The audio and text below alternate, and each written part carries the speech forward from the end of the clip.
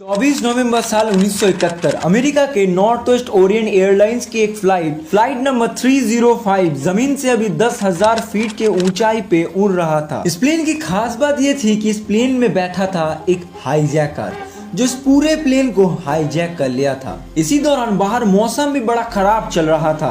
आसमान पूरा अंधेरों में ढका हुआ था, तेज हवाएं चल रहे थे, बादल गरज रहे थे और साथ साथ बर्फीली थोड़ी थोड़ी बारिश भी हो रही थी। फिर एक ऐसा चीज होता है जो वहां पर किसी ने कभी भी नहीं सोचा था। इतनी तेज हवा और बदतर मौसम में हाईजैकर प्लेन के पीछे के गेट से पैराशूट लेके फ्लाइट से छलांग लगा देता है और आसमान में कहीं पर खो जाता है। हाईजैकर अपने साथ 4 पैराशूट और उस समय के $2 लाख लेके गायब हो गया था। FBI अपनी हर एक मुमकिन कोशिश करता है हाईजैकर को ढूंढने के लिए, लेकिन हाईजैकर को आसमान खा गया था कि जमीन निगल गई थी, उसका कोई नामो निशान नहीं मिलता। 45 सालों तक FBI अपनी हर एक मुमकिन कोशिश करता है उसे ढूंढने के लिए, लेकिन उनके हाथों कुछ नहीं लगता सिवाय उसके नाम के, जो था DB Cooper. DB Cooper skyjacked. DB Cooper himself. DB Cooper. DB Cooper.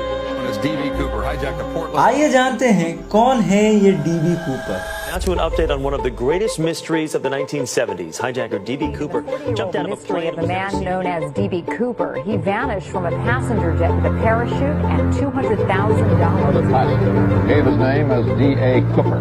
But today, after hijacking a Northwest... कहानी की शुरुआत होती है 24 नवंबर साल 1971 को दोपहर के 2 बजे। एक शख्स पोर्टलैंड इंटरनेशनल एयरपोर्ट पे आता है जो पोर्टलैंड से सियाटल जाने वाली फ्लाइट की एक टिकट लेता है, जहां पर वो अपना नाम डैन कूपर बताता है। देखने में बंदा पूरा एक बिजनेसमैन जैसा था। Black shoot, white shirt, black tie और सन ग्लासेस लगाए रखा था। उसका उम्र लगभग 45 साल के आसपास था। अब 1970s के टाइम में डोमेस्टिक फ्लाइट के लिए ना तो किसी पैसेंजर का चेकिंग होता था और ना तो उसके सामान की। फ्लाइट की टिकट खरीद कर कोई सा भी नाम यूज करके जो कोई भी ट्रेवल कर सकता था। टिकट खरीदने के बाद कूपर फ्लाइट 305 में जाके बैठता है, जिसके बाद दोपहर के 3 बजे ये प्लेन उड़ान भरता है। इस प्लेन के पायलट थे विलियम ए स्कॉट। इस प्लेन में अभी 36 पैसेंजर्स और 6 क्रू मेंबर थे, जिनमें एक था डैन कूपर जो प्लेन के एकदम लास्ट में बैठा था, सीट नंबर 18E में। कूपर के हाथों में एक सिगरेट था जो उसे आराम से पी रहा था। 1970s के टाइम में दोस्तों डोमेस्टिक फ्लाइट में सिगरेट पीना अलाउ था। प्लेन की उड़ान भरने के कुछ समय बाद कूपर के पास एक एयर होस्टेस आता है जिसका नाम फ्लोरेंस स्नैफनर था। कूपर स्नैफनर को एक नोट थमा देता है। स्नैफनर को लगा था कि कूपर उसके साथ फ्लर्ट कर रहा है, जिसके लिए वो उस नोट को ना पढ़े ही अपने पॉकेट में रख देता है, जिसे देखकर कूपर स्नैफनर को बताता है, मिस आपको ये नोट पढ़ लेना चाहिए, मेरे पास एक बॉम्ब है। स्नैफनर जब उस नोट को पढ़ा वो पूरा अंदर से हिल गई, क्योंकि उसमें साफ साफ लिखा था, miss I have a bomb in my briefcase and I want to use seat by me। जिसके बाद घबराते हुए वो एक और एयर होस्टेस टीना मकलोक को वो नोट देता है, जिसको पढ़ने के बाद दोनों कूपर के पास जाते हैं। कूपर उन दोनों को अपनी ब्रीफकेस खोल के दिखाता है, जिनमें असल में एक बॉम्ब था। कूपर अपना डिमांड बताता है कि उसे $2 लाख कैश, 2 बैक और 2 फ्रंट के पैराशूट 5 बजे तक रेडी चाहिए थे और साथ में सियाटल पहुंचने तक प्लेन को रिफ्यूल करने के लिए एक फ्यूल ट्रक रनवे पर तैयार रहना चाहिए था। साथ में वो धमकी भी देता है कि कोई भी चालाकी हुआ तो उस बॉम्ब को ब्लास्ट कर देगा। फिर ये सब कुछ स्नैफनर पायलट को जाके बता देता है, जिसके बाद पायलट विलियम स्कॉट देरी ना करते हुए ये सारे खबर को सियाटल एयर ट्रैफिक कंट्रोल को बता देते हैं। जिसके बाद ATC से लोकल पुलिस, FBI और नॉर्थ वेस्ट ओरिएंट एयरलाइंस के प्रेसिडेंट डोनाल्ड नायरोब तक ये बात पहुंच जाती है। डोनाल्ड नायरोब को एयरलाइन की इज्जत और पैसेंजर की जिंदगी दोनों की फिक्र थी, जिसके लिए उन्होंने कूपर के सारे डिमांड को मान लेते हैं और उसके साथ फुल नेगोशिएट करते हैं। इधर टीना मकलोक कूपर और पायलट के बीच में कम्युनिकेशन करने का एक जरिया बनती है। टीना इंटरकॉम के द्वारा दोनों की बात कराती है। इस बीच कूपर एक और डिमांड करता है। कूपर उसके सारे नोटों को $20 में देने को कहता है और जब तक सारा सामान आना जाए तब तक प्लेन को लैंड ना कराने की बात करता है, जिसके कारण पायलट प्लेन को हवा में ही गोल गोल घुमाने लगता है, क्योंकि ये सब कुछ अरेंज करने में कुछ समय लगने वाला था। कूपर सिगरेट पीते पीते अपना पूरा काम को कराया जा रहा था और पैसेंजर को बताया जाता है कि एक मैकेनिकल प्रॉब्लम की वजह से फ्लाइट थोड़ा सा लेट हो गया है। FBI जिस पैसे को कूपर को देने वाला था, उस पैसे के सारे सीरियल नंबर को पहले से ही वो लोग लिख लेते हैं। उस समय दोस्तों किसी भी ऐसे सिचुएशन के लिए बैंक में पहले से ही सारे पैसों में सीरियल नंबर को लिख कर रेडी रखा जाता था, जिससे उस नंबर को बाद में मैच करके क्रिमिनल को पकड़ा जा सके। सिएटल पहुंचने के बाद कूपर फ्लाइट को लैंड करने के साथ साथ ये कहता है कि उसके सारे सामान को एक अकेले इंसान के द्वारा ले आया जाए, जिसके कारण प्लेन लैंड करने के बाद एक शख्स जो एयरपोर्ट पे काम करता था वो पैसे और कूपर के सारी चीजों को लेकर प्लेन के पीछे की ओर ले आता है, जिसके बाद टीना मकलोक पीछे के गेट से वो सब कुछ ले लेती है। उस समय बोइंग 727 प्लेन के एक पीछे का गेट होता था जहां उतरने के लिए एक सीढ़ी भी रहता था। टीना $2 लाख से भरा हुआ एक बैग 4 पैराशूट कूपर को सौंप देता है, जिसके बाद कूपर पैसेंजर्स को जाने देता है। इसमें मजे की बात यह थी कि अभी तक किसी भी पैसेंजर्स को ये नहीं पता था कि वो लोग इतनी देरों तक हॉस्टेजेस बने हुए थे। रिफ्यूल करने के बाद प्लेन फिर से उड़ान भरती है। अब सिर्फ प्लेन में 5 ही लोग बैठे थे, जिनमें से टीना मकलोक भी शामिल था। इधर कूपर बड़ा चालाक था, उसने 4 पैराशूट मांगे थे। FBI को लगा कि वो अपने साथ किसी क्रू मेंबर या फिर किसी पैसेंजर को ले जाएगा, जिसके कारण उसे कोई भी खराब पैराशूट नहीं दिया जाता। कूपर फिर से पायलट को कहता है कि इस प्लेन को मेक्सिको सिटी ले जाने के लिए, लेकिन पायलट कहता है कि इतना दूर तक एक बारी में नहीं जा सकता, उसे बीच में कहीं पर रिफ्यूल करने के लिए प्लेन को रोकना पड़ेगा। जिसके बाद कूपर रेनो के शहर में रिफ्यूल करने का परमिशन दे देता है। कूपर पायलट को इंस्ट्रक्शन देता है कि प्लेन को अभी 10,000 फीट के ऊंचाई पे उड़ाने के लिए और साथ में विंग्स की पोजीशंस को 15 डिग्री में रहना चाहिए था और प्लेन की स्पीड को जितना हो सके धीरे रखने के लिए। जिसके बाद कूपर टीना मकलोक को कॉकपिट में जाने के लिए कहता है। कूपर ये सब कहने के बाद पायलट प्लेन को उसी तरह सेट कर देता है जो उसने कहा था।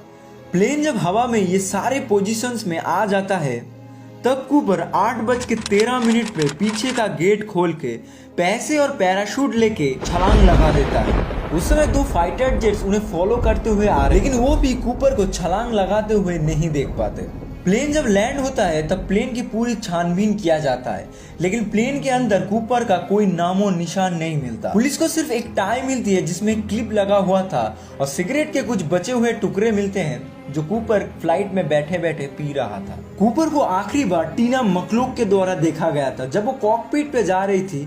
तब कूपर पूरे प्लेन के अंदर अकेला था और पैसों को अपने सीने में बांध रहा था। FBI के द्वारा कूपर को ढूंढने के लिए एक सर्च टीम तैयार किया जाता है। कूपर को जंगलों, पहाड़ों और नदियों के इलाकों में ढूंढा जाता है। दरअसल कूपर को कूदते हुए किसी ने नहीं देखा था। कूपर जब गेट खोला तब पायलट को एक झटका सा महसूस हुआ था, जिसके लिए उन्होंने उस टाइम को लिख लिया था। इसलिए एस्टिमेट किया जाता है कि कूपर विक्टर 23 रोड के आसपास कहीं पर कूदा होगा। FBI के द्वारा कूपर को ढूंढने के लिए पूरे सीन को रिक्रिएट करके देखा जाता है। कूपर के जैसे ही एक प्लेन से सेम स्पीड से और सेम टाइम पे एक चीज को फेंका जाता है और देखा जाता है कि वो कहां पर गिर सकता है, जिसके बाद सबसे पॉसिबल लोकेशन मिलता है लेक मर्विन के पास में। कूपर को ढूंढने के इस मिशन को मिशन नॉर्जैक नाम दिया गया। लेक मर्विन के पास हर एक जगह पे ढूंढा जाता है। आसपास में हेलीकॉप्टर से भी ढूंढा गया, लेक के ऊपर पेट्रोल बोट से भी सर्च ऑपरेशन किया जाता है, यहाँ तक कि लेक के अंदर सबमरीन से भी ढूंढा जाता है। इतना सब कुछ करने के बाद भी कूपर का कोई नामो निशान नहीं मिलता। ना तो कूपर मिला, ना तो उसका कोई लाश और ना तो पैराशूट के कुछ फटे हुए हिस्से मिले। इधर प्लेन के क्रू मेंबर की हेल्प से कूपर का एक रफ स्केच बनाया गया, जिसको बनाने में 2 साल का समय लगा था। असल में कूपर का नाम DB कूपर था ही नहीं। उसने टिकट खरीदते समय उसका नाम डैन कूपर बताया था। एक जर्नलिस्ट कूपर को डैन कूपर की जगह DB कूपर लिख दिया था, जिसके कारण ये DB कूपर वाला नाम ज्यादा फेमस हो गया था। और डैन कूपर भी कूपर का कोई असली नाम नहीं था। जिसके बाद कूपर के पैसों के सीरियल नंबर के साथ उसके स्केच को भी अखबार में छपाया गया, साथ में उसमें इनाम रख दिया गया। लेकिन पुलिस वालों को कूपर से जुड़ी कोई भी इंफॉर्मेशन नहीं मिला। जिसके बाद इस केस का एक नया मोड़ मिला जब एक 8 साल का बच्चा कूपर के पैसों का कुछ फटा हुआ हिस्सा मिला टीना बार के बीच के पास। FBI को लगा था अब वो कूपर को ढूंढ लेंगे और ये केस सॉल्व हो जाएगा, लेकिन कहीं जगह पर ढूंढने के बाद और चारों ओर छानबीन करने के बाद भी FBI को कुछ पैसों को छोड़कर और कुछ नहीं मिलता। एफबीआई के द्वारा कूपर को ढूंढने के लिए डोर टू डोर पूछताछ किया गया। लोगों के फार्म हाउस से लेकर हर जगह पे कूपर को ढूंढा गया, लेकिन कूपर कहां गायब हो गया था कि उसकी परछाई भी एफबीआई वाले नहीं देख पाते। एफबीआई के द्वारा डीबी कूपर से मिलते जुलते कई सस्पेक्ट को इंटेरोगेट किया गया, लेकिन इनमें से कोई भी डीबी कूपर नहीं था। एफबीआई के सस्पेक्ट्स में सबसे बड़ा नाम आता है रिचर्ड फ्लॉयड मैकॉय का नाम। मैकॉय ने कूपर के हाईजैकिंग के बाद सेम कंपनी के प्लेन को सेम तरीके से हाईजैक करके और $5 लाख लेके कूपर की तरह ही प्लेन से छलांग लगा दिया था, लेकिन उसे बाद में पकड़ लिया गया था। जब उसे पूछताछ किया गया तब वो असली कूपर नहीं था और उसका उम्र भी कूपर से बहुत कम था। उसके पाए गए टाई और सिगरेट के खाए हुए टुकड़े भी कुछ खास काम में नहीं आए थे, जिसके बाद घूम फिर के एफबीआई फिर से वही जगह पे आ गए थे। 50 साल से भी ज्यादा दिन बीत जाते हैं इस केस को, लेकिन डीबी कूपर का राज ही रह जाता है। इतने सालों से कोशिश करने के बाद एफबीआई थक हार कर 2016 को इस केस को बंद कर देते हैं। 50 साल से भी ज्यादा दिन बीत जाते हैं इस केस को, लेकिन डीबी कूपर का राज ही रह जाता है। आज के दिन भी डीबी कूपर का केस एक मिस्ट्री बना हुआ है।